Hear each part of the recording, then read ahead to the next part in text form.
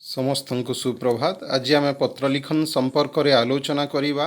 पत्र लिखनटी है स्वाधीनता दिवस किपरि पालन कल से विषय सान भौणी निकट को पत्र लिख।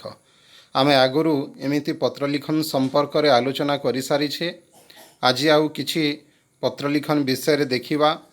देख तुमको पत्र लिखन संपर्क में मु लिखवाई जो भली निर्देश देइथिली सेही भली लेखा जाइछि। डाहाण पटरे स्थानर ना ता तले तारीख तापरे भौणी पाखक जेहेतु पत्र तुमे ना लिखिपार सान भौणी लिखिपार। देख मु एठारे गोटे उदाहरण देला भली देइछि।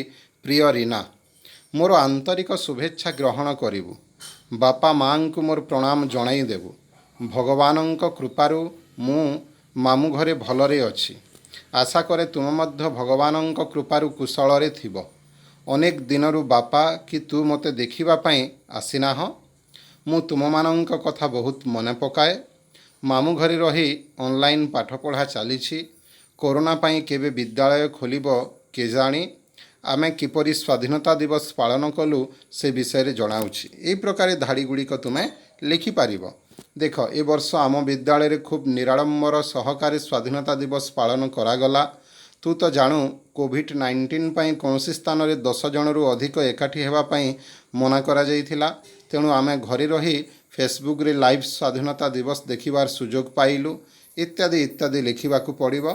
तो आमे एही परि भाबरे कौन करिबा, गूगल मीट क्लास रे आलोचना करिबा एवं किभଳି लेखा जीवो ताहा तुमको जणाई देबी। तापरे लिखिबो मो पाखकू पुणी पठेइबो। देख ता परवर्ती पर्याय इति तोर बड़ भाई नहले बड़ भौणी लिखिबो। तापरे ठिकणा जगार प्रेरक तुम निज ना मु गोटे ना दे देइछि। देख जे पठाउछि तापरे प्रापक जगार तुमर भौणीर ना एई प्रकार देवाकू पड़िबो। तो ए विषय आम पुणी क्लास रे आलोचना करिबा एवं ए पत्र लिखिबार व्यक्तिगत पत्र लिखिबार आहुरी कौन कौन आवश्यकता रही ताहा मध्य जानिबा।